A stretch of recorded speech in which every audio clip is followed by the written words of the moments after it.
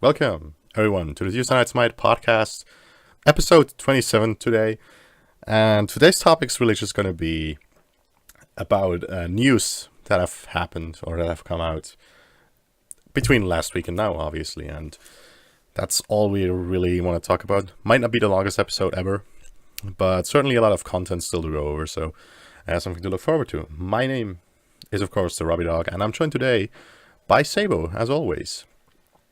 And yeah, the first point we want to talk about real quick, we already kind of touched on it last week, right? The Right. the Yeah. documentary that came out from E United about their attendance of the World Championship and how that entire thing went. So, opinions on that one? It was a good watch. It's if you're interested in the behind the scenes kind of stuff about how the teams usually, what the day to day activities for teams are like at stuff like HRX and DreamHack. It's very interesting to watch. I think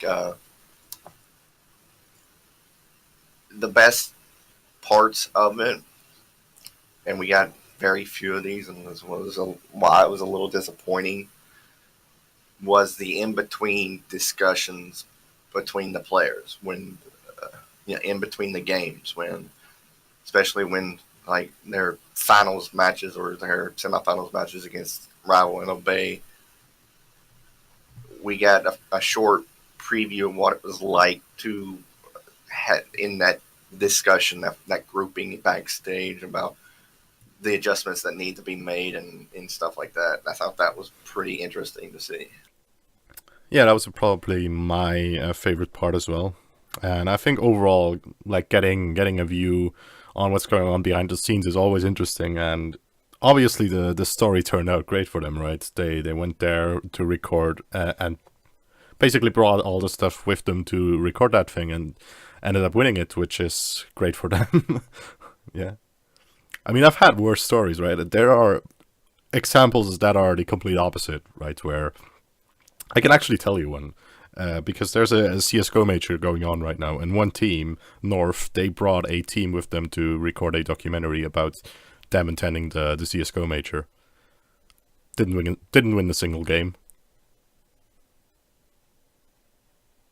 It's the risk you take, though, right? Like, Yeah, you're not guaranteed to win anything you attend. I mean, it's not like it's scripted or anything, right? I mean, you take that chance. You hope you do well, but people, it doesn't always work out that way. But yeah, I yeah, think is even though your performance might be disappointing, I think it's good for the fans to get to see that kind of stuff and see what the grind is like. yeah. I think it's always interesting to watch that type of stuff, as I said, regardless of what the end result ends up being, right? But yeah, they had some interesting parts in there, really interesting ones. And overall, I really enjoyed the documentary. Esports is starting to take over the global. Anybody that has a computer that's under the age of like 35, it's starting to take over more so than what traditional sports would. I mean, a lot of us in our generation grew up with playing games and playing games online. I remember my first online experience was with Killzone One for the PlayStation Two, playing online in a kill that team deathmatch thing, and I've been playing online ever since. And esports has seemed to be that growing market that a lot of people are interested in. So getting these documentaries like the E United documentary and Jeff and Bear's documentary, and I hope we get to see more. There are rumors about Ataraxia and Pretty Prime. That would be a great one to see as well. But yeah, it's esports is starting to take over, and we're starting to get more and more legitimate filmmakers interested in these players and these teams and these communities, and it's really fun to watch these things. Yeah, certainly so. And yeah, I guess there's not much else to say about the documentary, right? So let's move on to the next topic that we have, which are that new orgs have been announced that are officially going to be participating in the Smite Pro League for Season 5. And there's a couple of them that have been announced this week. A notable, well, all of them are notable, and they're going to be Obey Alliance, Team Dignitas, and lastly, the World Champions, United, officially confirmed now. United was officially confirmed about 5 minutes ago. Yeah, that's another thing. It's very recent, that news. But yeah, Obey. The recording now. Obey a bit earlier, and Obey and Dig both a bit earlier. I think on last Friday. Yeah, we kind of knew, like we had a good idea that these two teams would be a part of the a part of the Season 5 organization lineup. I knew for the longest time that Dignitas was going to be back because they've, like I said, they've been in the Smite scene since like pre-season 0, and so Dignitas getting an organization spot is only right, and I think it's a good by high-res to show an organization that has shown so much loyalty to the game, some loyalty in return, and yeah. And Dig is also a big org, right? Compared to all the other ones that we really have, it's probably the biggest one. Because they are a very old org, right? And they have a large backing now with the 76ers. Yeah, Philadelphia 76ers, yes. Yeah, and they've been present in a lot of games for a very long time, right? I think they have I'm pretty sure they have a League of Legends team. I mean, if you name an esport, they probably have a team in it. Dignitas is that big. Yeah, they're just sort of omnipresent within esports and also within Smite, which is good for Smite, certainly, right? Because all the followers that are following Dig from other esports are also going to see all the Smite stuff being tweeted out and might catch their attention as well. And yeah. The other two, they're not as big, right? Obey Alliance, they're mostly a Smite org from what I know. And United, they're also mostly a Smite org, right? But they're still orgs that have done a lot for the game, and I think it's good that they're going to be back as well. United, or also known as Enemy in the day, back in the day. The owner of the organization never really changed. They just changed the name of the organization. Clarkey, who is the manager for United, not just in the Smite League, but I'm pretty sure a bunch of their esports scene, has recently tweeted out that they're looking at teams for other esports like CSGO and League of Legends. So I know for a fact that they have a Heroes of the Storm team, and so that's a good organization to have in Smite because it is growing and it should get a lot of eyes on Smite as well.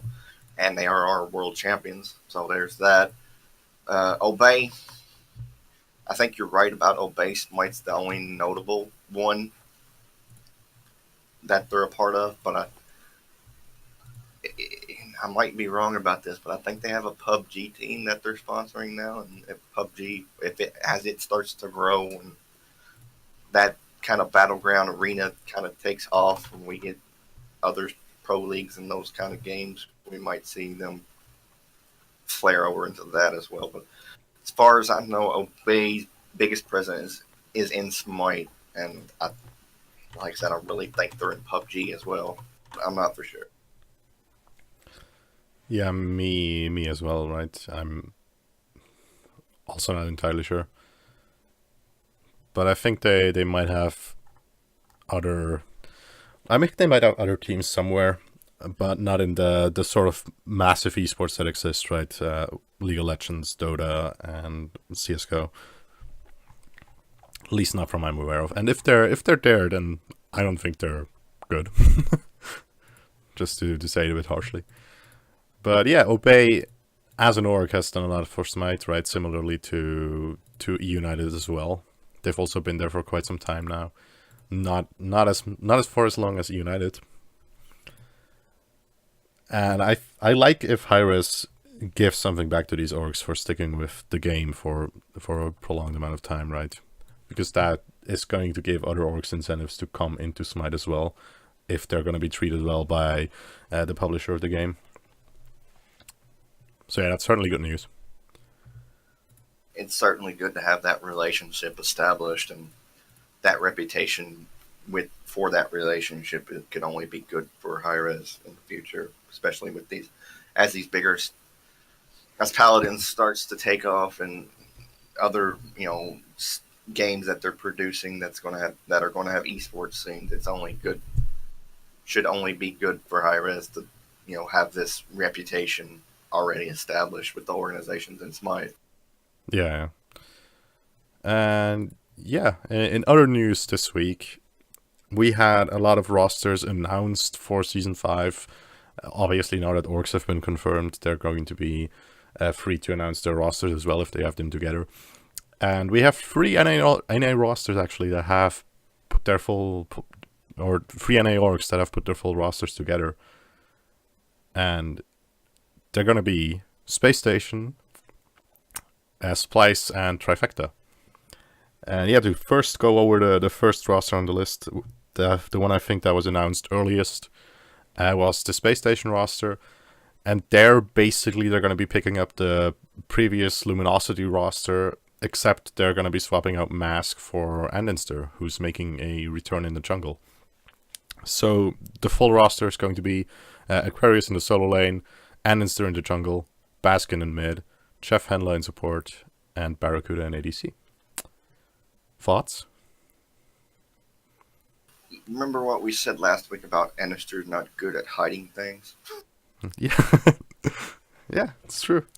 We knew this was going to happen, that this roster was going to be a team. We just didn't know what organization they were going to play for. We assumed it was Luminosity, but SpaceStation actually releases Zapman and Jigs and Homie Faye, and then picks up the LG roster, which I think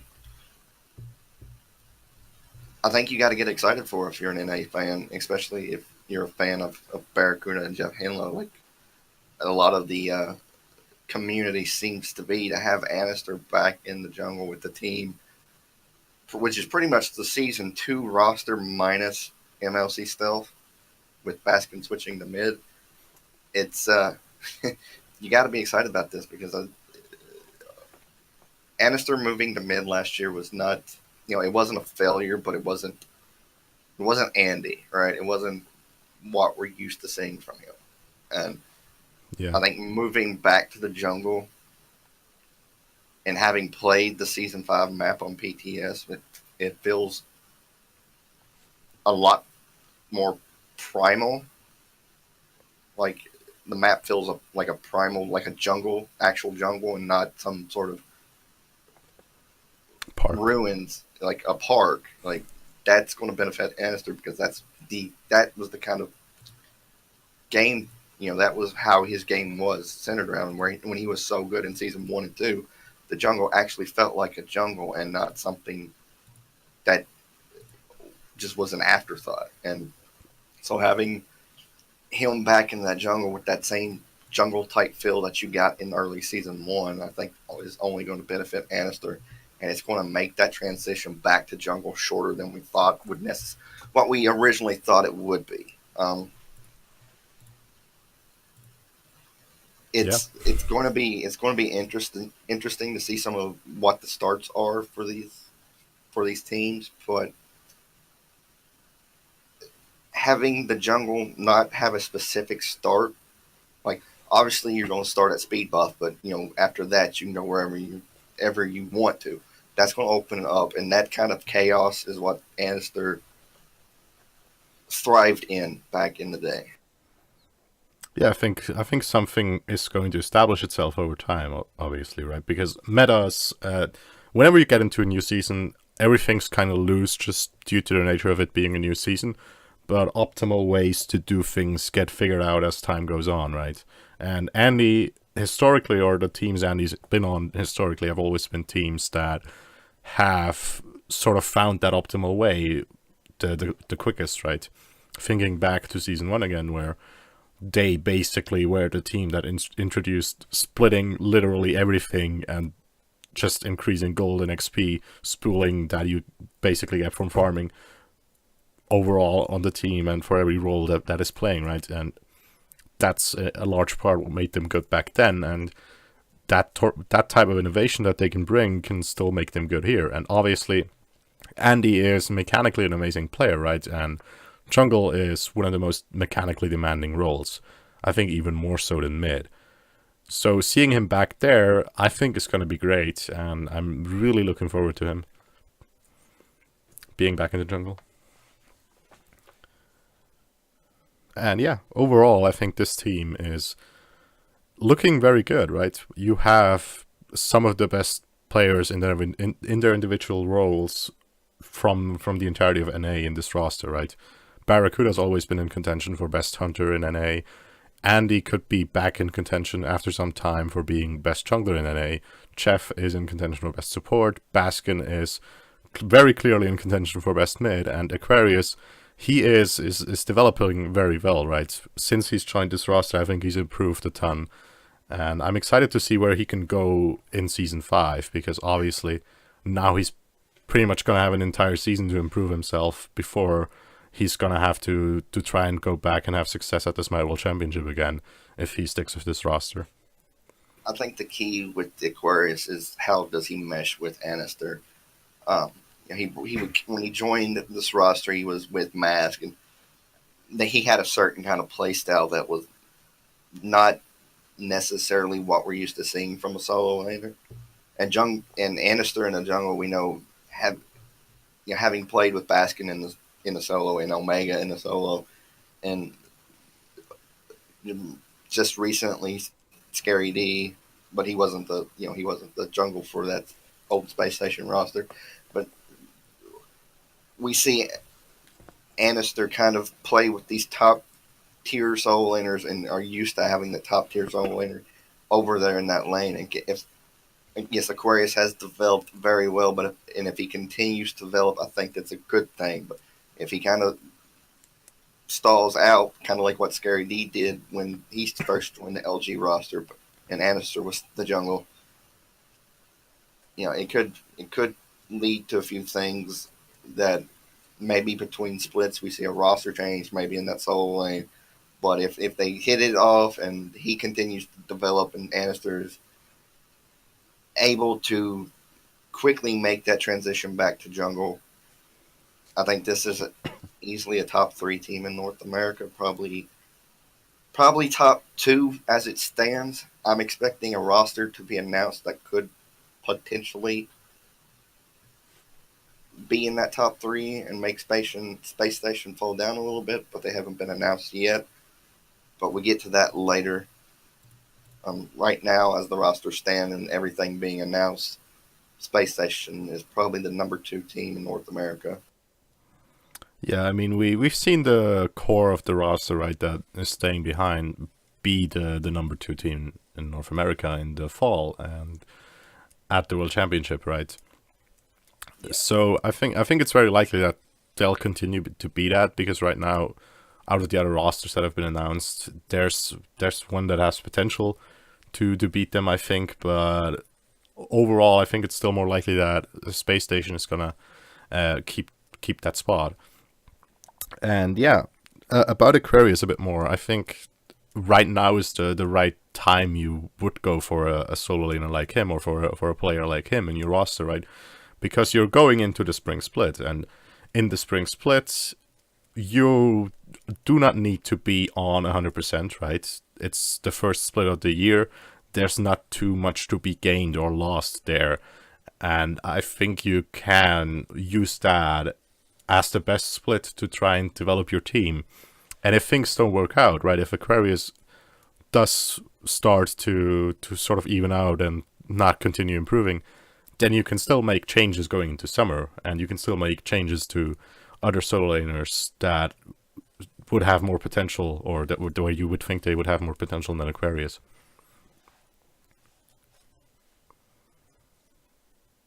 Well, like I said, there's still a roster that I'm expecting to be announced, but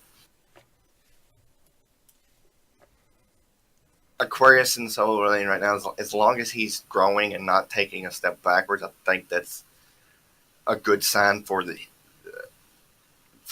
SpaceStation team going into the later splits. You're right about the spring split. The meta, there's no established meta at the start of the spring split, and it starts to filter out as we get deeper and deeper into the split. But having no real defined meta right now at the start of the split, I think only benefits this roster and seeing how Aquarius continues to grow. Yeah, and overall, I'm excited to see this team play, right? Excited for Andy back in the jungle. Excited that the rest of the roster is sticking together because they were really solid. And yeah, I think good things are going to be coming from this roster in general. I agree. It's a very exciting roster to have Anister reunite with Jeff and Barra and Baskin. I think that's something everybody could get excited for. I mean, there was a lot of hype about in Season 4, the old Cloud9 roster getting back together. We know that now that's never going to happen because Stealth is actually working for Hi-Rez. But this is the closest thing we're going to get. So I think this is this is exciting time for SpaceStation fans. Yeah, well, maybe you just bring Stealth out of retirement again. It's always a possibility, isn't it? But yeah, either way, as I said, exciting roster. The next one that was announced chronologically, sort of, was the roster for Splyce, which are obviously going to be a new org going into Season 5, and it looks like they've cobbled together an entirely new roster. And that roster is going to be Divios in the solo lane. In the jungle, a new guy called Yuchi or Chuchi. How do you pronounce his name? Do you know? I'm not sure how to pronounce his name, but if you're familiar with the young homie, that's who he used to be. Which I'm not familiar with, but I'm pretty sure he played for the SCL, the console league, at one point in time before he was competitively banned. And his ban was recently lifted, and Splyce picked him up. Oh. Yeah, I'm not sure how you pronounce his name. It's Yuji or Yoji or... yeah, we'll figure it out eventually. Yeah. The casters will have to figure it out, and then we will figure it out as well. And yeah, they're also gonna have the best in mid, which is great. Aurora as support, and Cyclone Spin is going back to being an ADC on a Smite roster because he's gonna be theirs. So again, thoughts? I think it's interesting for the rest of the Hunter pool that Cyclone Spin moved to Hunter and moved out of the solo, because now you got some notable Hunters without a team. Snoopy, Vedium, Wowie, Day to Remember. You got another guy who's out. Oceans. Oceans. So yeah, there's Cyclone Spin moving to ADC really, really hurts some of these ADCs that are good enough to be in the league, but we're running out of spots because we have two ADCs in North America that have not been announced, assuming United is keeping their entire roster together, which would make sense, honestly. And yeah, it's an interesting idea, right? He already played the role once, and he didn't do terribly at it, right? It was more the rest of the roster at the time that was really falling apart, not necessarily Cyclo individually. So I'm excited to see what he's going to be doing. Obviously, for the other hunters, it sucks because you're getting forced out of your lane and into potentially different roles that you're not as experienced in, or just completely out of the SPL in general, right? And It that's really not good. really hurts the ADC pool. It really helps the solo lane pool though, because you still got now you have enough. Now you have options in that solo lane after Cyclone Spin. Final K still doesn't have an announced roster. You still got guys like Walrus and uh, Yeah, Kiki at the moment is still a solo laner as far as we know. He might move back to mid. No idea what Kiki's going to do. Uh, Mando yeah, Warrior is still out there. Guys like uh, you know, there's a lot of solo laners still out there, and now they it helps them because Cyclone Spin is no longer a solo laner, and he's moved out of that pool, and so yeah. And I think the other big thing is that Devios is also out of that free agent pool, right? That he's been in for quite some time as well. So basically, Splyce just took two people out of the free agent solo laner pool, which is great for all the guys that are left within it. And yeah, obviously, as well, the best being back is something I'm really excited for because he has historically been one of the best mids in the NASPL, right? And I'm excited to see what he is going to bring into season 5. If we're going more back to a sort of more traditional meta potentially. And then Aurora is also always just a great support and a fun support to watch play, right?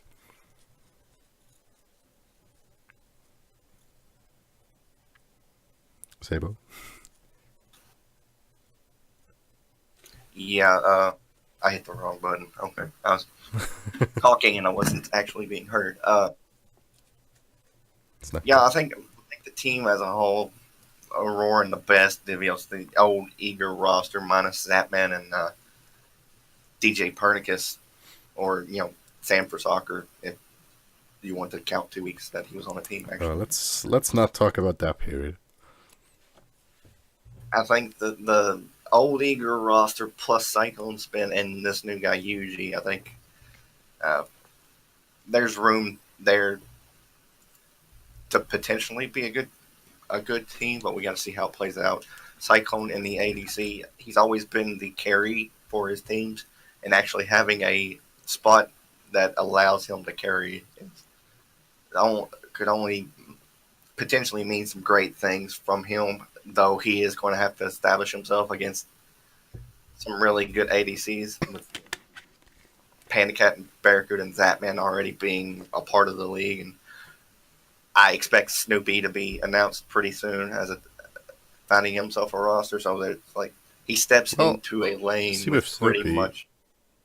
With Snoopy, the interesting thing is that he's never liked the role, right? So there's always the possibility that he's gonna be playing in a different role as well. I wouldn't expect Snoopy to move though, not now. Um, Now that he has pretty much found a mid laner he can rely on, and Heroin, but if those two stick together, I think it's pretty a foregone conclusion that Snoopy's going to stay in the ADC role. Uh, but yeah, it's Cyclone's got a big task ahead of him against you know matching up against these other ADCs in North America that have already established to be some of the best in league history. Yeah, I think he can do it, right?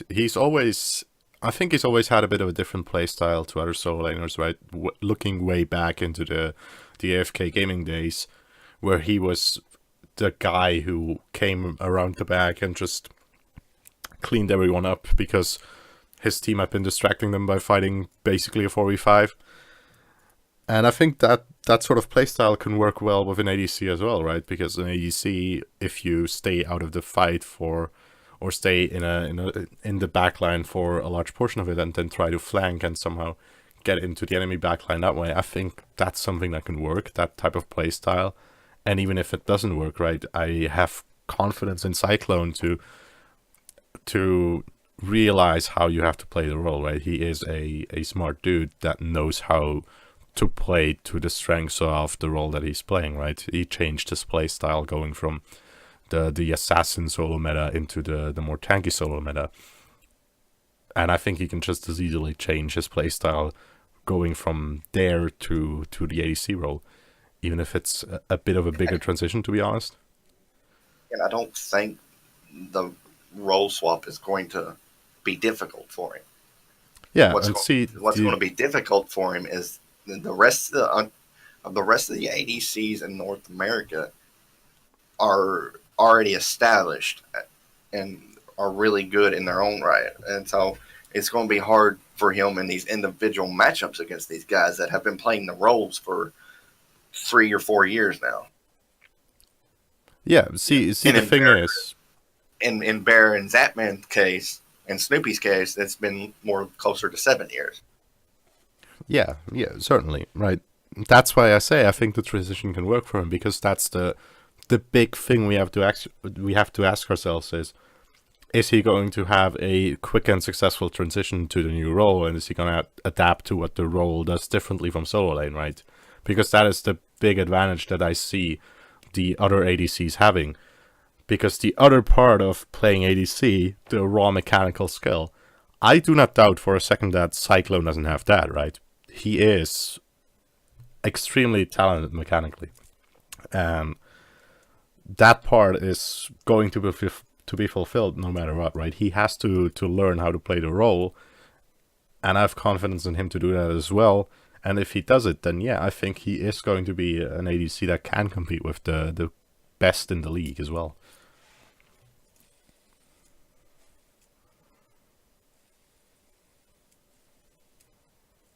Sabo?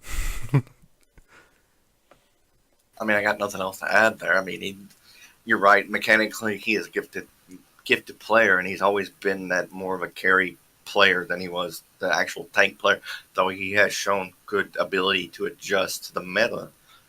Uh, I think it's I think it's going to be interesting to see though how what he tends to go for, because the last time we saw him in this role was the beginning of season 3, and he the first pretty much the first matchup he played a Kali ADC and picked up a pentakill. Kali ADC, I don't know if it's going to work in season 5, so it's going to be interesting to see if he goes for these characters like Hou-Yi or Hachimin or Onhor, and how well he plays those characters, because we haven't seen him play a lot of the traditional hunters in the ADC role. So you just have to tell him that hunters are just assassins with ranged basic attacks. Then he's gonna do fine.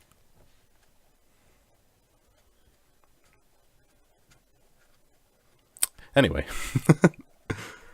the last point that we can maybe talk about is the new jungler, Yuchi, or whatever, isn't it? However it's pronounced. I don't know. My nose is fucking ruining me. Damn it. So he is a new guy, right? So maybe he's played console before. I'm not sure. I think he might have, yeah. The young homie was his original name, and it sounds a little bit like Homie Faye, which I originally thought this was Homie Faye's new team, but after that was established that it was not Homie Faye, I thought, well, where have I heard the name the young homie before? And his name seems familiar, and from what I can tell, he was a console player back at the very early parts of the season or of the console play. I think before the league was established and they were actually doing like tournaments, like the Founders Tournament, the console Founders Tournament at the Season 2 Worlds, where Weekend and Cyclone Spin and basically Team Envious actually won that tournament. I think he played back when it was still there. Back when it was still in that little, before it actually became a console league. Oh, okay. Yeah, But that's as far. I think that's as far as my knowledge about him goes. yeah. So what I'm interested to see about him is how he is going to make that transition, right? Because obviously he's another sort of ranked talent, and really the ones that have that NAS brought up recently or in the last couple of years maybe that are just these ranked talents haven't always worked out right. The prime example probably is Sam for Soccer, who's coincidentally also a jungler who did not find any success at all going into the SPL. So I'm interested to see what this guy is going to be able to do, right? Because he's also going to be a new guy, unproven, and it's going to have to settle into this role that he's going to take over. And it's not like he's taking over for players that the others, right? The players that his other teammates have played with before in the past. They have been very established junglers at times, right? Cyclone has played with Weaken a very long time, and Weaken is a very experienced juggler.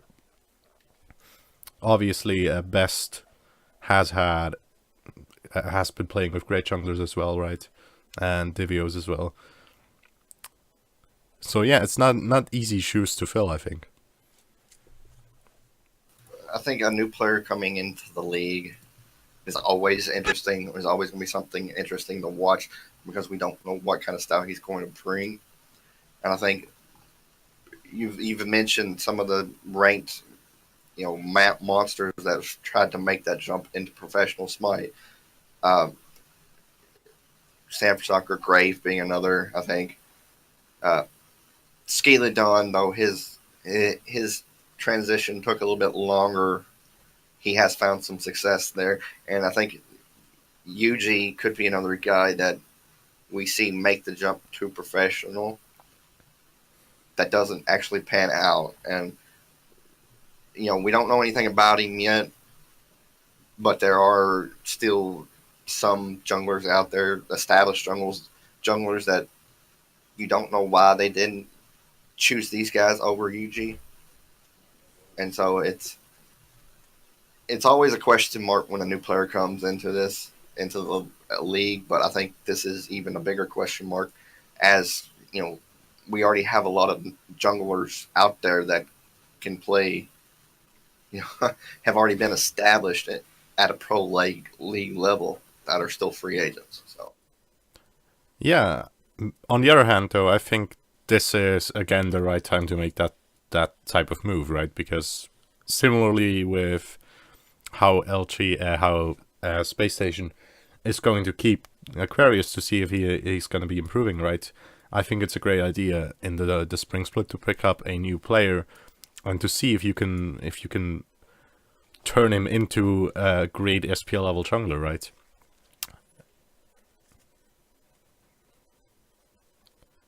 So yeah, that's something I'm looking forward to seeing how he is going to develop overall. you definitely don't want to do that in the fall split. Yes, you may get extremely lucky like E United did and find Venenu and end up winning a world championship with him. But Yeah, you're with right. him I think taking AVP, with him taking MWP, MVP. MVP. Yeah, Damn it! What is wrong with me today? there's something, but it's always wrong with you, not just today.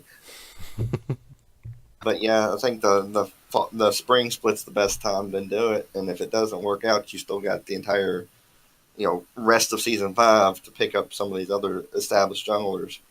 And I think I'm gonna give him the benefit of the doubt because we haven't seen him play yet, but he better live up to it because if he doesn't live up to it, Splyce is taking a big risk or taking a big risk. Tooken's not a word. What is wrong with you today?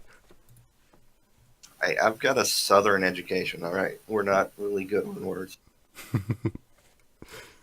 Well, anyway, let's talk about the last roster that has been announced as well, which is going to be Trifecta's.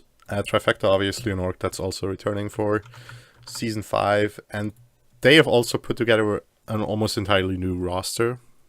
This is a completely new roster. Yeah, that's true. Actually, they kicked their entire team. Yeah, basically. So yeah, in solo lane they're gonna have Scary D. In the jungle they're gonna have Mask, obviously LG's former jungler. In mid they're gonna have Met Yankee. In support Niroma, and in ADC Satman. So once again, thoughts? I love the Nirmo pickup. I think he was better than that uh, Allegiance team was last year. He was clearly, I think, was their best player on that team. I'm a little bit biased though. Mask definitely a great, good jungler to pick up. Scary D has been established in the solo lane as a decent option in the solo lane, right? Like he has great games and he has some poor games, but for the most part, it's pretty much what you're getting from him. That man struggled during season 4, but has always been a name that you notice when he gets picked up on a team. I think the biggest question mark is Met Yankee going back to mid after we've seen pretty much him be the least successful of the 3 that moved to mid last year. And Yeah. I think he's the biggest question mark. I think that the team overall is solid and can compete, but Met Yankee has to show more than he did last year in this mid role, and that's the biggest question mark for me right now with this new trifecta roster. Yeah, I think others are fairly convincing, right? You can look at Scary, and you can specifically look at the synergy that he has with Mask, right? Because they originally picked him up, from what I remember, due to him already having synergy with Mask, and then they played together on that Luminosity roster for quite some time, right? I think around half a year, if not more. So they're gonna have a lot of synergy already there, right? I think that's something that you can rely on, and that's looking good for this team. Obviously, Niroma is a good support, right? I think a lot of people are going to be questioning this, but he looked good for ALG in the summer, despite the team's shortcomings, right? And when he came into that roster, he really revitalized them for some time, right? And they turned into a great roster for a short while. And I think if he can elevate the trifecta roster that we see here and get them to a good level and then keep them there, actually, they could do something in the league. And Satman, if he finds form again, then he's always going to be a threat, which is a great outlook for the roster overall. And yeah, as you said, the biggest question mark is going to be Met Yankee, because he's not had a good periods in mid the times he's played. I think it was in the spring and summer of season 4, right? Yeah, it was spring and summer in season 4, and At the World Championship as well, right? Or yeah, he played at the season 3 World Championship. He played mid for Soar after Snippy moved back to ADC. Yeah. So yeah, he's never been. I've never seen him as a great mid, and he has been better in ADC overall. I think obviously if you have Satman on your team, you probably still go for Satman over Met Yankee, right? So if that's the situation again, that you want to have both, or that both need to be on the team, then yeah, you probably end up putting Met in mid and having Satman as ADC. But why would you need to have both? I mean, I do see ISIS coming back in a big way for season 5. I think a lot of the items and in the blessings that are really good really help her out and her kid out. And I think Met Yankee's one of his most notable gods when he was playing the mid lane was his ISIS, and so I think her coming back into the meta, or at least I see her coming back to the meta, could help Met Yankee at least at the start of the year as he's figures out the rest of his god pool in that mid lane. But it it is a question mark, and it is. You're right. Why, if you have Zapman coming on your roster, why would you pick Yankee on the ADC over Zapman? I mean, that just doesn't make sense. So, but I will say this: the auto attack mages, the Souls and Chronoses are coming back, and I think with Isis and those other auto attack mages, and Matt Yankee can hit his autos. He has been a great ADC in the past. I think that helps him as well. So, more I think about it, the more I'm okay with this selection. But it's still, out of the three that moved to mid, Baskin, Annister, and Matt Yankee for the start of season 4, he was the least successful, and I think he has to show us more. Yeah, definitely. If the roster wants to be successful, then Matt's gonna have to step it up more than anyone else, really, right? The others, I think, with the level that they had throughout most of season 4, would have been able to make this a sort of mid-tier team for the SPL in season 5 as well. So yeah, if the meta's favoring him, then yeah, it could end up working out great. Right now, I'm still a bit skeptical. What he could, of course, do as well, and this is going to be a joke, by the way, a little warning. You know what he should play in mid? Kuzenbo. The Mage Blessing is very powerful. It might work. Yeah, and Blessings he also has you can also beat a pool player on crack with him. Because as we all know, Matt Yankee is the official original pool player on crack. So Kuzenbo mid, you heard it here first. It's never gonna happen. You think? Do you want to hear the roster I expect to be announced? Yeah, sure. Go ahead. All right. So the roster I'm expecting to be announced, and the more I think about it, the more it makes sense. In ADC, I expect Snoopy with Jigs in the support role. Uh, they played on the Soar roster at the end of season 3 together, but Jigs was also the fill-in, was the what's the word, substitute on the old TSM roster that Snoopy was a part of. So that makes sense. We put Homie Faye in the jungle, which he has teamed up with Snoopy and Jigs in the past. You add Herwin to that, who is again teamed up with all 3 players, and then you put Final K in the solo lane. So as it stands, your dual lane is Snoopy and Jigs. Your mid jungle are Herwin and Homie Faye, and then the solo laner is Final K. That's the roster I'm expecting, because it makes a lot of sense, those players together. They all have relations, have having played together in the past. They all have that thing. Yeah, I could see it happening. It seems to be a roster that makes sense, right? So and it could be a team a lot like what Dignitas was this past season. A very powerful team, and I think, a super team, sort of, maybe with an asterisk there, like a super team. Like it could be North America's super team.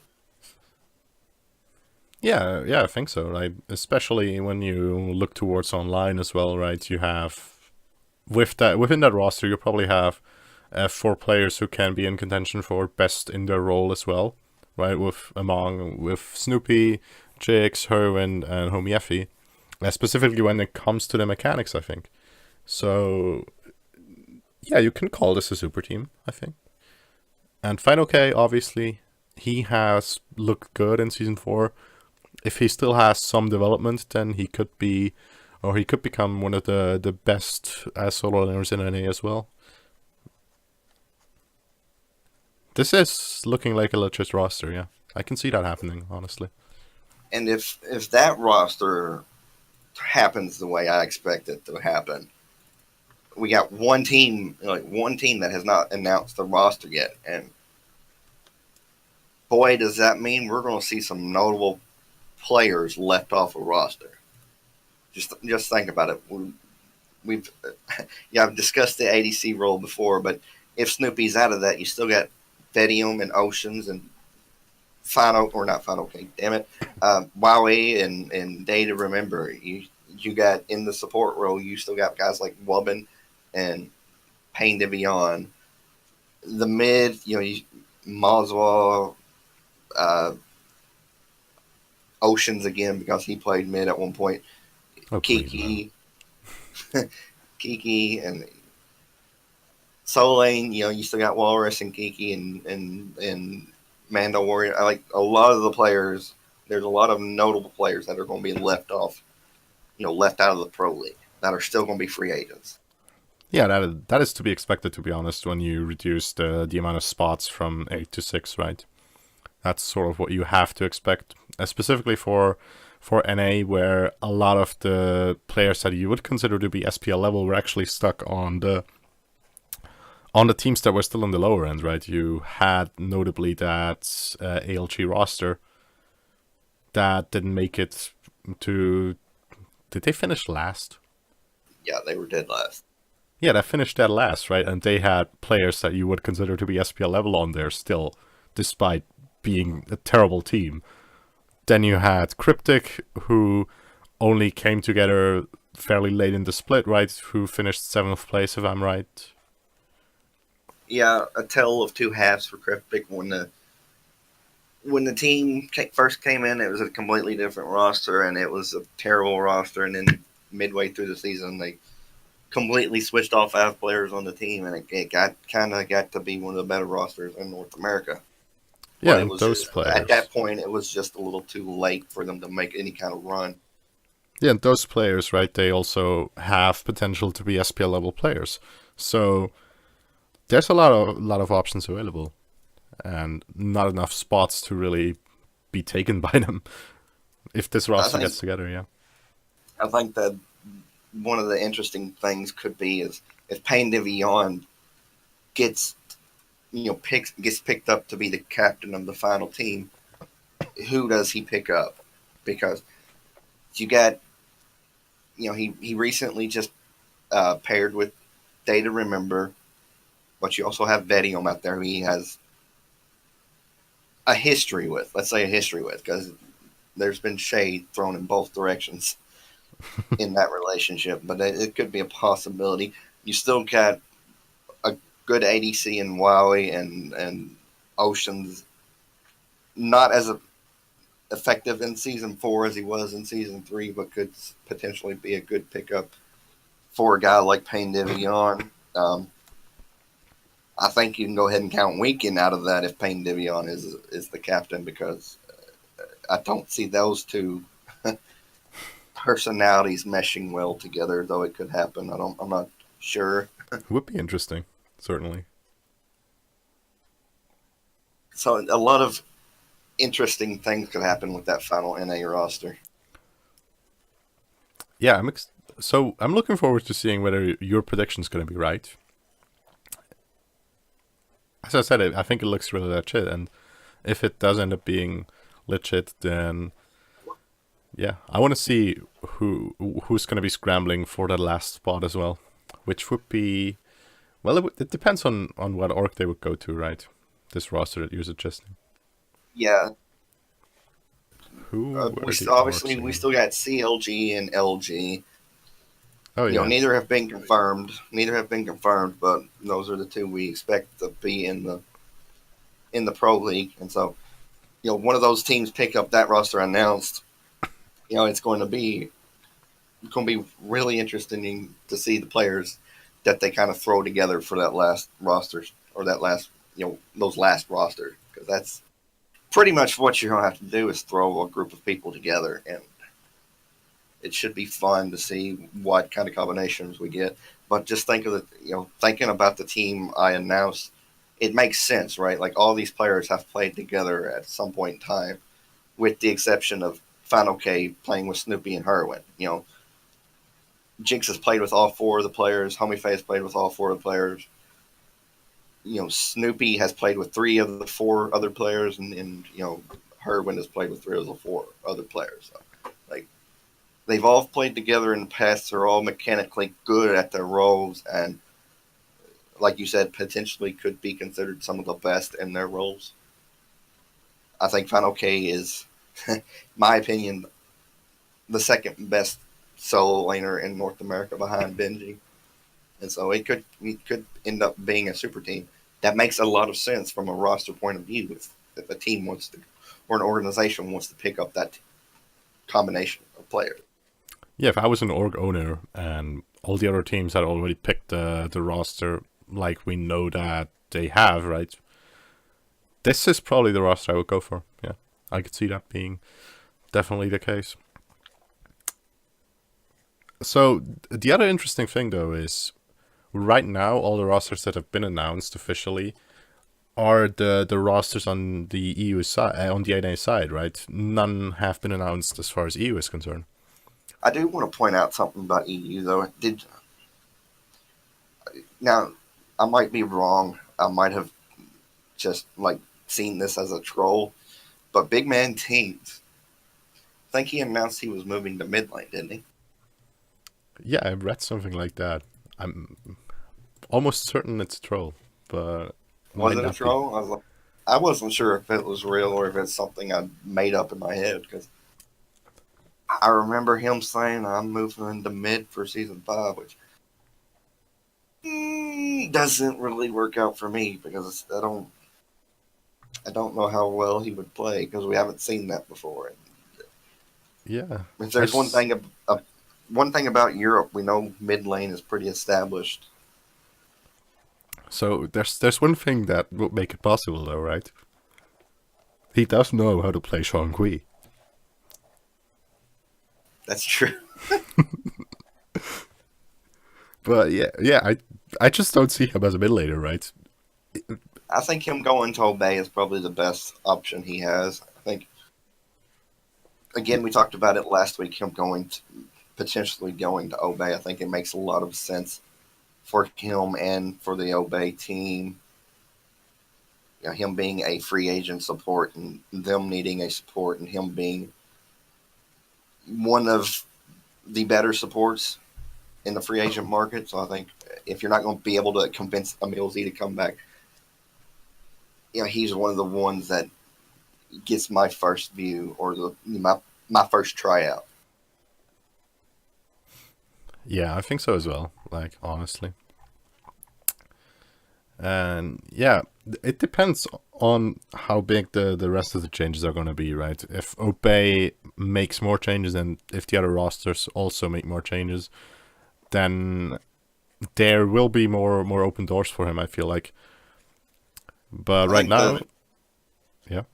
I think the roster to watch is the energy roster because there's there's some rumors about Raffer not playing next season and maybe Maniac not wanting to play anymore. So there's some rumors going around there. I think is going to be interesting, and if those rumors don't pan out, I think the other organization to watch would be Dignitas because we've heard nothing from them or roster wise. We don't know if it's staying together or if they're making roster changes or what. Yeah, and I think those are the two that would make the most sense for them to make roster changes or to consider it, right? Because of how they've sort of failed as a roster, right? When you look at Dig, obviously they failed to make Worlds because the roster just completely fell apart at Super Regionals. And when you look at Energy, the goal that they had going into Worlds was to win the entire thing. They only got to the semifinals, didn't even end up winning to the eventual winners of the entire tournament. So you can regard both of those rosters as ones that have failed to a certain degree, right?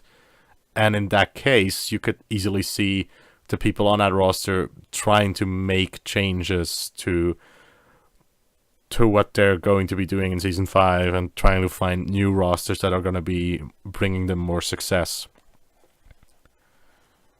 So, yeah, and obviously Elevate as a roster is already falling apart, right? Because you had Death Panther being kicked, you have no numbers having to join the military next year, or this year, I guess. So that roster's already falling apart. Obey is also sort of starting to fall apart with Emilzu leaving. And then you have Rival, who are most likely going to be sticking together. It could turn out to be a more drastic roster apocalypse than I think a lot of people are predicting right now. On the EU side specifically. Specifically for EU, because we're not used to seeing so many roster changes for Europe, right? Like, they tend to stick together for longer than the North America rosters do. But again, for a lot of these teams, it's been almost 2 years in their current makeup. And if they haven't had the success that they wanted up to this point, if there's no reasonable expectations that they're going to have success going forward.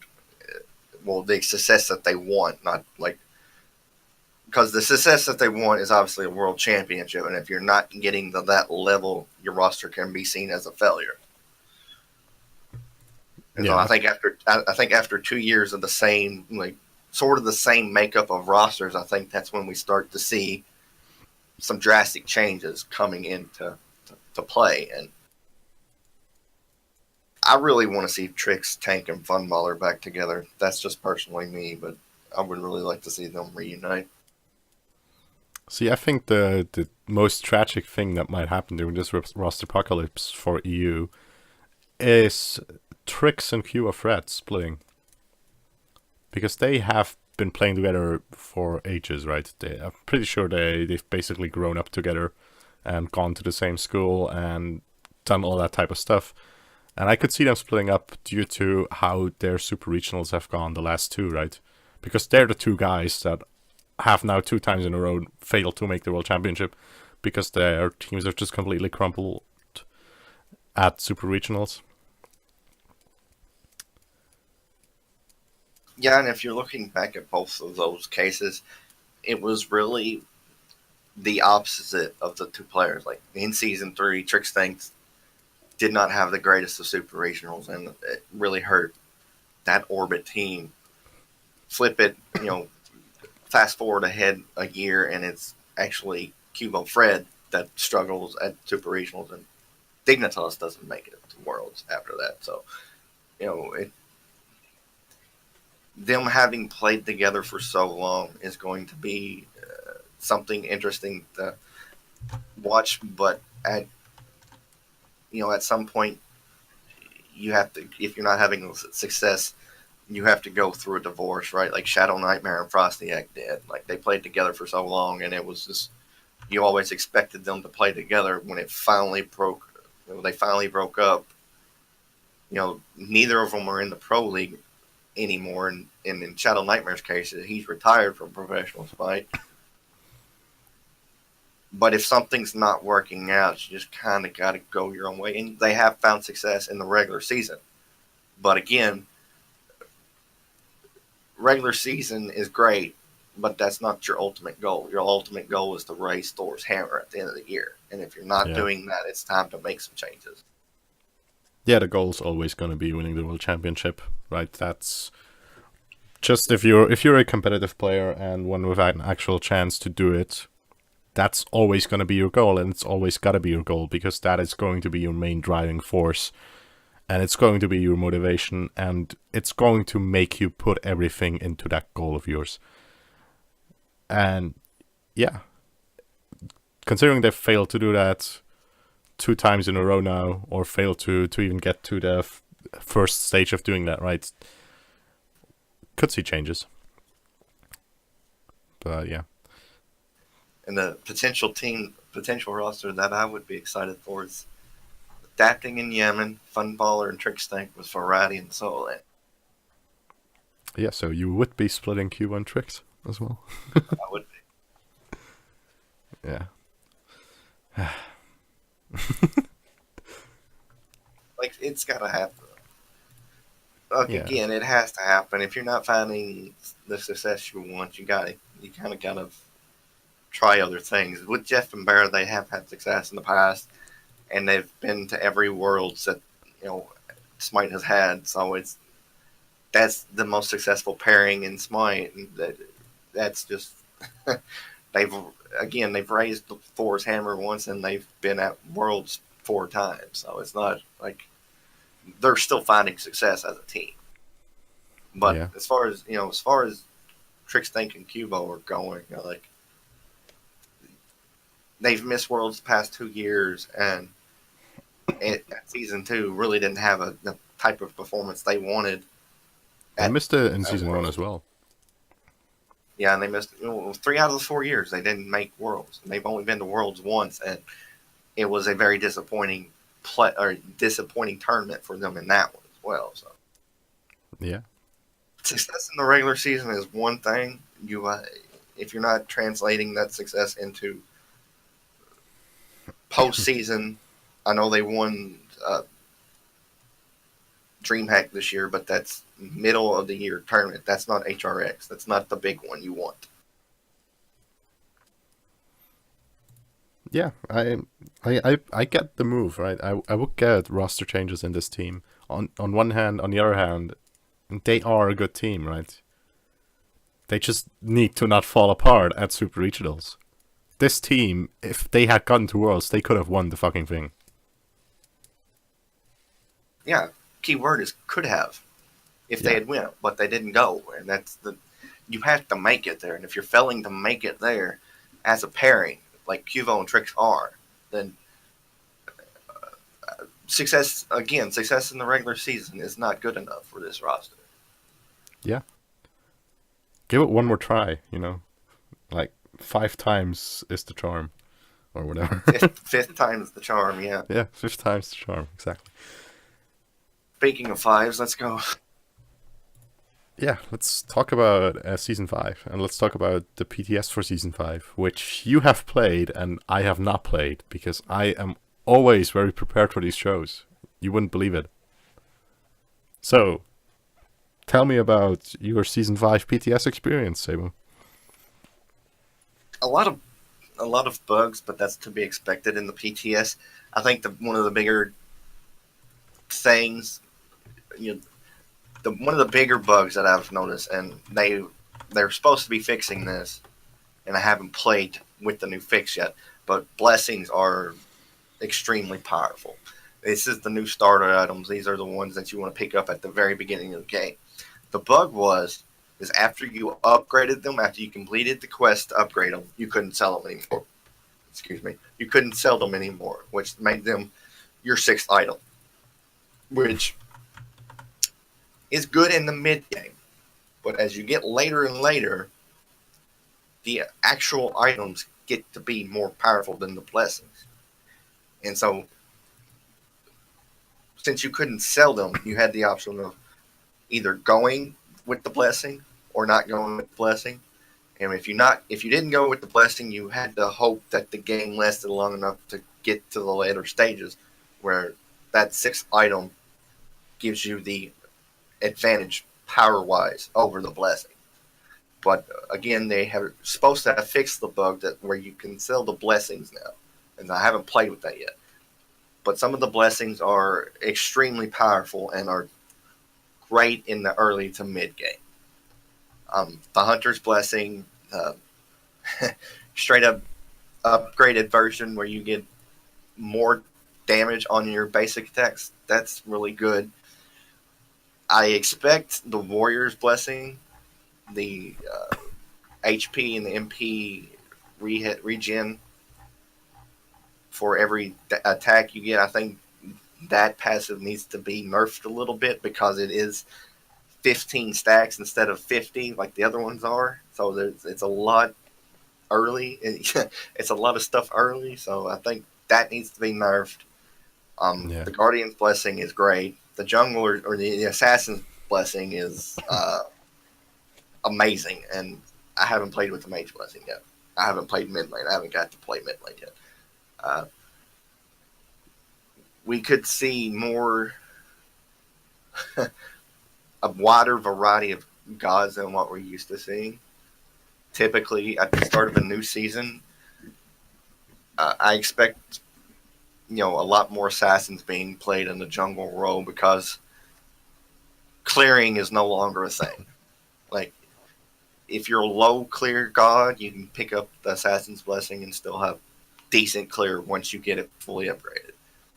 And so, Loki in the jungle, that can be a thing now, because what was the one thing that always hurt Loki in the jungle? That was his camp clear. And with his recent buff to his 2 plus the Assassin's Blessing, he doesn't have that problem anymore. Once you get that upgraded, which only takes about 4 to 5 minutes if you're on top of it, but you're not having a problem clearing jungle camps as Loki anymore. And so roles seem to be more defined now, and I think that's a good thing. Dual lane is pretty much being back to a dual lane. In my experience with PTS so far, Guardian and the Hunter are always together. Like, they're till a certain point in the match, it's still a dual lane now. You're still together. That's on that side of the jungle. Mid lane, with the occasional jungle being in the mid lane for a wave or two, it's going back to a pretty much just mid laners playing against each other for the start of the game. Solo laner, again, solo lane is once again a solo lane. And it's pretty much, one-on-one until you get to a certain level or a certain point where you start rotating. And again, jungler might make an appearance over there every now and then, but it's not like it's the 2-man start that we've seen in Season 4. So you'd say overall making the map bigger has really led to the lanes being more independent again? Yes, that's true. More independent, more defined, more... I think the one thing that's going to have to play out is how the starts turn out. Because as we alluded to earlier when we were talking about Anister's return to the jungle, it's pretty much, from what I've seen, since the speed buff spawns first before the waves meet, mid lane helps the jungle clear the speed buff, and then mid lane goes to the wave, and jungler then has the option of going to clear out the jungle or going to catch a wave in the mid and then going over to mid camps and helping clear out the mid camps. So it's going to be interesting to see how that starts in Season 5. And so it's, again, roles are more defined, and it's a clear picture of everything. Some of the problems with the PTS, the Season 5 that I've seen, I've experienced, and some of the pros have expressed, jungle camps are too easy to clear right now. Assassin Blessing might be a part of that. The Assassin's Blessing being so powerful, that might have something to do with it. The minion scaling, where minions, jungle minions are weaker in the early game and then harder in the late game, that might have something to do with it. But right now, jungle camps are too easy to clear, so they need to switch that. And then the XP is not efficient enough. A lot of the XP gains don't equate to the right, as far as gold is concerned. You always end up finishing your 5th or 6th item before you hit 20, and it's not how it was in the past. It was always you get to 20 first, and then you end up finishing your build. And so the XP has not really worked itself out yet. And so it's not ready for live right now. They need to change a lot in the next week to make it a better thing. Yeah, I think when you talk about the gold and XP spooling being sort of off, that is an issue, right? And it's an issue that you can very easily notice when you play modes on Conquest, right? And specifically when you go into a mode like Siege or a mode like Joust. Joust is probably the worst example of it, because the XP and gold spooling there, or the amount of XP and gold that you sort of earn over the match, is so extremely offset that you can easily be at full build when you're only something like level 14 or so. And it just punishes you even more for being behind, because a lot of the stuff that you're getting, the damage and the health and the defense, etc., you're getting is going to be coming from items and not from the levels that you inherently have, right? So missing those items is going to hurt you quite a lot. And I think yeah, you make a good point. The focus for this was trying to stop the snowballing effect. They've only made it worse with this XP gold spoiling differential. As wide as that cap has gotten, it's only made it worse. yeah, and it needs to be kept at a similar level to how it used to be, right? For it to work properly and for it to sort of balance itself out. Because otherwise you just have tanks not being tanky enough if they're behind, and if you have too much XP and too little gold, you end up with the opposite, right? Tanks being too tanky and being practically impossible to kill because your damage dealers don't have enough items. Well, I've experienced this twice, but when the hunter can get to 6 items at level 18 and in the game 17 minutes into a match, it's, there's something wrong there. Yeah. It's happened to me twice, all right? So it's the big red flag there when you're expecting the hunter not to be able to end the game if he's not level 20. And one of these 2 times, it was with 2 tier 2 tires still up. And so how does a hunter get that powerful that early without there something being wrong? Yeah. Yeah, it's one of the classes, right, as I said, that profits very heavily from having more gold than XP, honestly, hunters. Just because their items are where almost all of their damage comes from, right? Yeah. And, yeah. And some of the items... Yeah. Go ahead. I was not sure what I was going to ask. Like, now I forgot because you interrupted me. Well, but yeah, overall, what do you think of it so far? Well, before I get into that, let's talk about a couple of the items. Okay, good. Go ahead. One of the item that pretty much stands out the most are the speed boots, the Talaria boots. Boots of Swiftwing. Boots of Swiftwing, you can pretty much say that. But it's 25% movement speed now, instead of the normal 18 like it is on the other boots. And you get the Swiftwing passive when you come out of the pace, which is, was it 40% movement speed for like 7 or 8 seconds now? It's 20%. 20%. Okay. Well, that has led to the rise of Mercury. Mercury is very powerful right now on the PTS because he scales the best with movement speed. And if the base 25% movement speed plus the passive, if the passive goes away when you enter combat, but you still got that first hit of that passive before it's triggered as in the combat. So the team is struggling and he can get to the tier 2 while the other team is at the tier 2 getting ready to seize the tier 2. That first hit from Mercury can do a lot of damage. And he seems to be the most popular pick right now. I've been in 20 or so matches, and I've seen probably 18 Mercuries.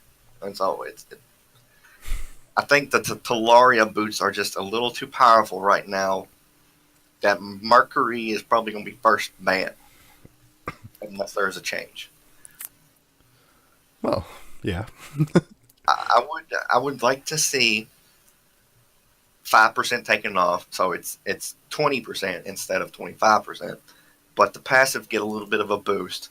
Maybe 25% for like 10 seconds instead of 20% for like 8 seconds. Yeah, so it cancels each other out, yeah. Yeah, it cancels each other out, but after that 10 seconds is up, it's not as powerful as it is right now on Mercury. Yeah, Another item. Go ahead. I could see that being a good solution to it, right? Because applying the passive, it's not necessarily going to be easy, right? Because you can really only do it if they're in range, if they're in the range where you can reach them within 10 seconds, which isn't going to be usually the case unless they're actually just sieging your base already, in which case you're already in trouble anyway, right? So Yeah, exactly. It's a good middle ground. With the 25% on the base, that's a little too much for gods like Mercury because he scales well with movement speed. But you're I can still getting. just I can just imagine playing Odin or trying to play Odin and then never landing any bird bombs because everyone's just got Talaria boots and just running away from them all the time. That's the point. That's a perfect example of it. 25% on a pair of boots is just too powerful. And like I said, normally it's 18%, so you're getting a 7% boost by just picking up Talaria boots.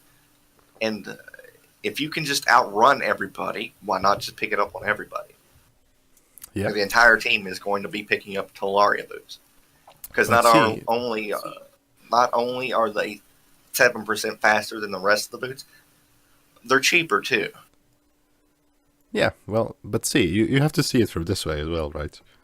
If everyone's faster, no one is faster. That's the Dota 2 philosophy of balance. Makes it a lot harder to catch people, though. Yeah, so Smite becomes even more skill-based because you have to aim stuff better. The other items I want to talk about. I've got no interest in going on that point. I do not. I don't want to talk about that. Okay, yeah, move on. That's a nightmare. That's a nightmare. There are two other items I want to talk about. They're the items I've played with the most, and the ones that I've coming from the patch notes into the PTS I was the most excited about playing with. One is Spectral Armor, and the new Spectral Armor passive. Basically, whenever you get hit by a crits only apply 50% of their maximum damage. Yeah, so guess which character this is really good on. Oh, let me guess, Skep. Yep. Because he's already negating 75% of all crits. So basically, you're getting 75 reduced. You're basically taking 25% crit from his passive, reduced by 50%. Yeah. I had a full crit Mercury, full crit. That's Deathbringer, Wind Demon, and a tier 2 of either Rage or Malice. Crit me for 41 damage the other day. Wow. 41. Yeah.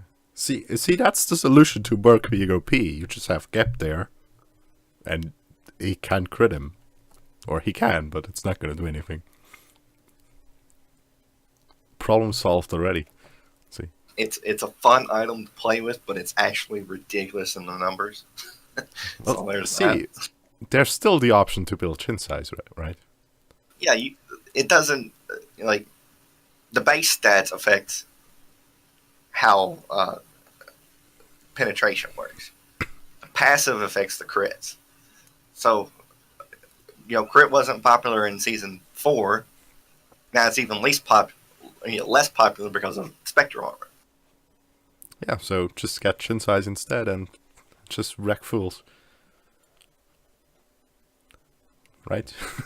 But, yeah, see, I think it's a bit questionable of a move in general, right? Because you're basically handing tanks a counter to their counter, because DPS is really supposed to be the counter to tanks, and DPS primarily comes from hunters, and when it comes from hunters, it primarily comes through either the chin size sort of builds or the crit builds, and you want to sort of create a balance between the crit builds and the chin size builds. So why are you handing Guardians a counter to one of them?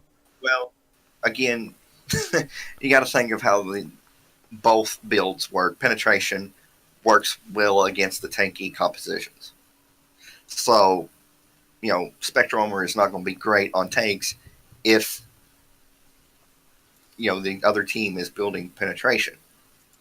Whereas crit is always best applied when it's not on tanky targets. Well, it's no So worse on tanky targets than it is on squishies, really. Unless they have thorns. But yeah, thorns is not going to be as much of an issue anyway. Defenses work mainly against the crit builds. That's where penetration comes in, to shred through the defenses. And so as you see these tanky compositions with these warrior jungles building all these defensives, that's where the penetration build comes in. The assassins in the jungle is going to lead to more crit builds, but this item, Spectral Armor, is going to negate the crit builds a lot. Yeah. I see where you're going. I think the idea or the issue I have of the train of thought of it is, like, even if only one person on their team is tanky, right, you still need to have someone to be able to deal with that tank, and the only one who's going to be able to do it is going to be your hunter. Or in very rare cases where you're running a Kali or an Arachne jungle, they are also going to be able to deal with him. But outside of that, you're going to need your hunter to kill the tank, and if crit can't do it, then you're naturally just going to gravitate towards that chin size type of build, I think. And that's not a good thing, right? You're supposed to have a balance between the two, like we had way back in Season 1. I think we disagree on this. I think there is a balance between the two builds. I think it's just the more the compositions that the teams have been running favors the kin size penetration builds over the crit builds. During Season 4, you mean, or during Season 5 now? During Season 4. Season 5, with the Spectral Armor, I think that's where it becomes unbalanced between the two. I think in Season 4, I could see your point, yeah. Definitely. Season 5, yeah. I think I can see the imbalance as well, honestly. But yeah. It's supposed to be a balance, but right now, or in Season 5, it's not looking like it will be. It's looking like the penetration build is still going to be the best build for hunters. Not specifically because of team compositions they're facing now, but because Spectral Armor is now got that passive on it. Yeah, and that makes me sad because I would like to crit people for 1k damage. But I can't against Spectral Armor. Tanks, they've tried to nerf the tank meta, and so I think giving them an item that is really overpowered right now might be their way of trying to balance out the thing, because, like I said, tanks have been kind of focused on in Season 5. They're trying to get away from the tank meta, and so yeah, I could see that Spectral Armor being put into the game as some way to kind of even things and balance things out. And I think they've gone about nerfing the tank meta in the wrong way anyway, right? Because I think the way you solve the tank meta is by making it more difficult to run tanks outside of the roles that they're generally intended to, so the solo lane and most specifically the support role. And you do that by generally nerfing their damage, but that's not really what they've done, right? Assassin's Blessing pretty much stops all of that, you just said. Yeah, and see, that's why I don't get it, right? I think you want to preserve diversity, but you want to make it so that you have to kind of force the diversity, right? If you want to run a tank jungler, then you need to quite drastically change your comp around that. Right now, with how Season 5 about the itemization is looking, I'm not seeing that. And what's I think is even more important, if you want to have diversity, you need to have multiple options for several different roles to build, right? So you should be able to go for a more damage-based Guardian. But right now, there's no real way to do that because you're always going to be building into tanky items anyway, right? You're only building items that maybe make you slightly less tanky, like a void stone instead of a it's a good magical defense item, pestilence, or I don't know, right? So Magical defense right now, from what I can tell on the PTS, people are favoring Heart Ward and Sovereignty again. Uh, yeah, Gauntlet of Thebes is also really good for magical defense right now. So we're yeah, but starting to see that aura items come back into the meta. you see what I mean, right? My main point is, if you wanna make tanks weaker, you gotta have two things basically. You gotta make it more difficult for them to play other roles, and that means nerfing their damage output, just plain and simple. And it's not even like across the board, right? Some Guardians can only be played in support right now, even though they have massive damage output. Ares is the prime example of that. And at the same time, you gotta allow other classes to also build into off tanks if they get the chance to, right? And again, right now, most classes can't, or at least most gods in most classes really can't. Because right now, defense items are fairly weak, right? They've gone down all the time since Season 1. Defense items have been nerfed, and instead, supports have sort of gotten more farm overall, or have just been able to still keep up to date due to also damage being nerfed, and also just their natural inherent tankiness, right? The issue is, if you nerf defense items and have gods without inherent tankiness, all the gods that aren't inherently tanky are just gonna get screwed. And that's basically what's been happening since around Season 1.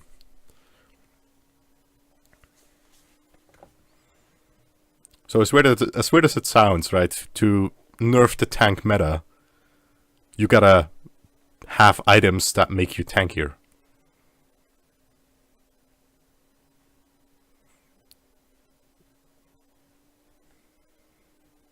Sabo? Has that thought just shocked you so much that you're speechless now? I mean, you're right, of course. It's you have to have a balance between the defensive items and the inherent tankiness of the character. If you're not inherently tanky and you're trying to build these defensive items, like the late Season 4 Circuit would build, almost completely defensive and then pick up Titan's Bane and be almost unkillable. But with the nerfs to the defensive items not providing so much, a lot of defensives, if you tried to go that route in Season 5, it's not going to work out well for you. And I think that leads back to the roles being more defined. Like the jungle being bigger now, you want some picks that aren't necessarily tanky but have a lot of base movement speed to be able to effectively rotate the map. And again, these jungle camps, I didn't say this, but I think the Ajax and them did on the PTS on the patch note show. The cooldown timers on these buffs on these camps have been drastically reduced, and so you're going to be wanting these high movement speed gods like Mercury, like Circuit, like Nemesis in the jungle because they can just transverse the map even quicker. Yeah. So I think that leads to a good separation of tanky items versus inherent tankiness, because you're going to want the tanky items on the traditional roles like the Guardian supports or the Warrior supports, or Guardian or Warrior solo lane. And it's I think we're going to see a little bit more of a balance between the two as far as the other roles go.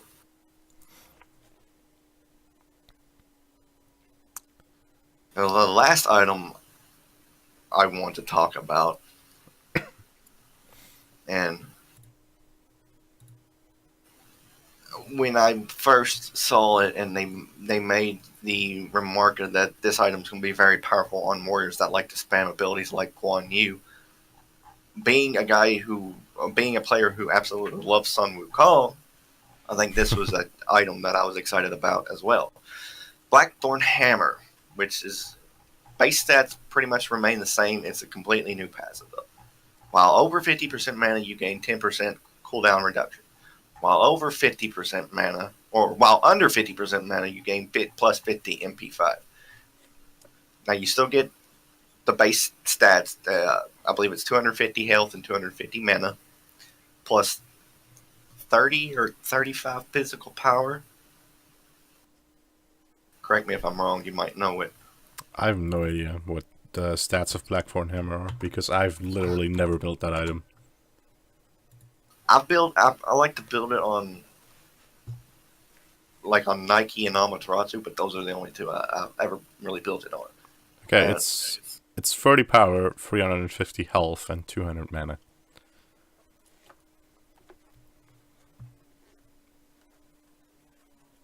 But how it is right now on the Season 5 PTS, I think it is very good for these warriors that like to play the multiple roles, ones that can play both support and in the solo lane. Because with Guan, you're building, depending on what role you're playing in, you're building, you're leveling different different skills first. And so this item really covers both of those build paths. Like if you want to build, if you want to level your one up first in the support role, and you're healing your hunter and your minions, and you're spamming that ability as much as you can, the cooldown reduction helps. Then when you drop below 50%, you get even faster, even more MP5 to build onto that, to where you're able to spam it again. Yeah, you know what I find silly, right? So, unless it works differently from how things generally work in Smite, right? If I use an ability while I am at 51% mana, it should still go on a 10% shorter cooldown, right? If I use it at 51% mana. Even though I fall below that threshold after I've used the ability. You'll get the effects of both. So then within that cooldown, I'm going to regenerate the mana that I just spent during the cooldown of the ability, right? You basically get a free ability every time you get to that 51% threshold. So if you hold your mana at around that 50% threshold, right, and or even if you're above it, you're just gonna be profiting from the free MP5, from the free CDR, right? And 50% seems way too high right now, right? I think that's weird. Right? You can basically spam your entire kit on 50% mana, and then you just regenerate it all within 30 seconds or so. It's definitely a passive that's going to be some tweaking, or it's going to need some tweaking to make it balanced. But it's a lot of the characters I've seen this built on, like the Guan Yus and Sun Wukong, and the Chalks, and these are characters we haven't seen played a whole lot in the solo lane in a long time, and this item really brings them back into the meta. It's not going to help gods like Osiris or like Bellona or Colin, who are mainly auto attack based and aren't trying to spam their abilities as much as possible. It's not going to help the Death Toll warriors. What it's going to benefit is the ones that like to spam their abilities. Yeah. What I haven't even thought about, right, with blue buff, you get another 10% CDR. So you're just gonna, if you have blue buff and Blackthorn's Hammer, you just have 20% CDR. Yeah, you have basically 20% CDR if you want to build something like in Chile that gives you 10% CDR, or Breastplate of Iron, which gives you another 20% of CDR. And I'm going to sneeze. Hold on.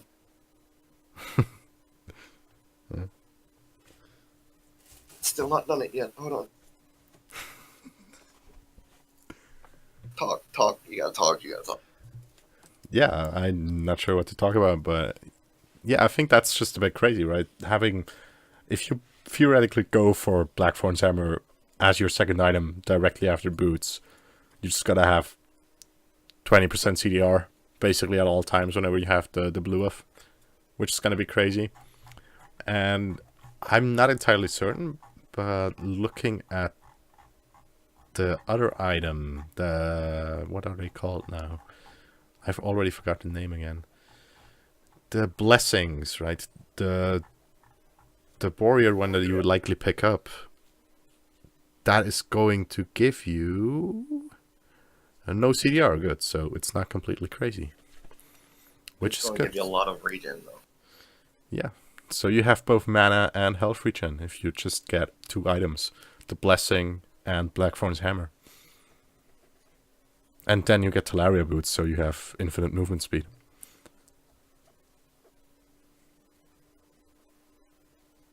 Plus, when you think about it, having Talaria now with 25% movement speed, it kind of negates the entire map being bigger. Of course, it's not 20% more movement speed, it's just 7%, right? And when you account for the base that you have already, it's even less, but still pretty significant. And especially out of base. You'll be surprised. That 7% makes a lot of difference. Yeah, I could see it having that. So, were you finally able to sneeze? It went away before I could. Oh, that's not good. Yeah, sure, I'll feel that later. But the point I was wanting to make about the Blackthorn Hammers was, yes, it's going to need a nerf.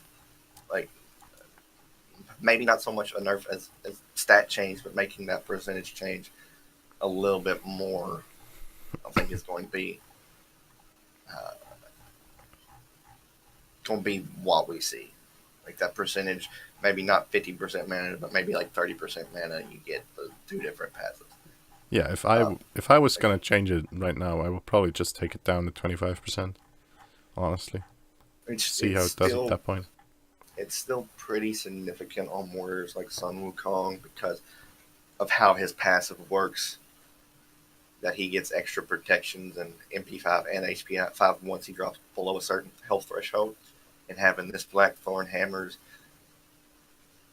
makes it even harder to kill because as he's dropping below that 50% mark, if he drops another, I think it's 30% that his passive finally kicks in. Didn't they change it a while ago as well? I'm not sure. I'll have to look at it. But he's getting a lot of MP5 at that point from both his passive and the Blackthorn passive, which means he pretty much has the ability to get off his 72 transformations at any time, which allows him to escape, which is going to make him even harder to kill.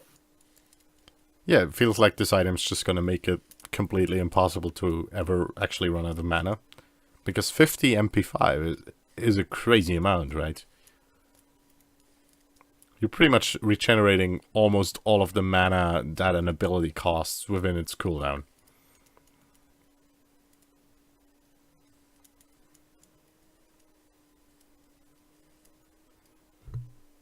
That's 50 MP5 plus like Sun Wukong's passive. I think you get like an extra 15% or 15 MP5 on over his base, which I think is another 15. So that leads to 80 MP5, and then you're still.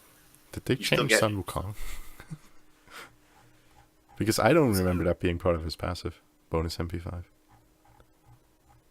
I think he pretty much gets bonus everything. Bonus defenses, bonus HP5, bonus MP5. Huh. Wait, let me look.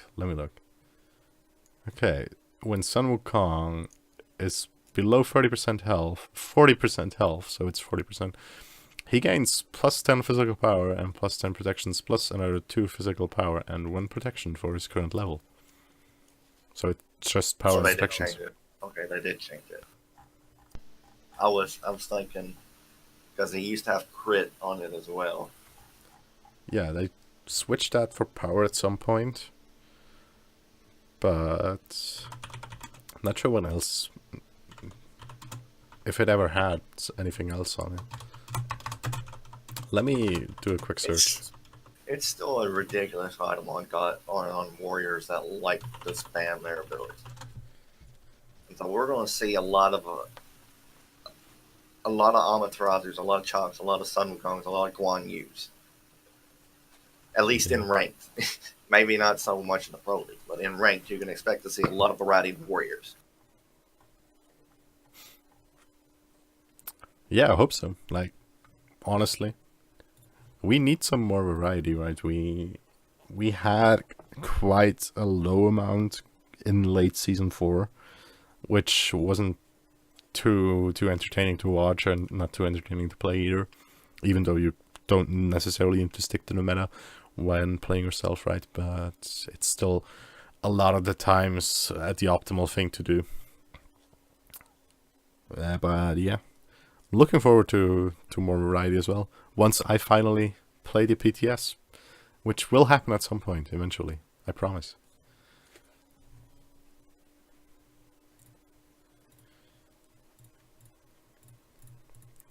But yeah.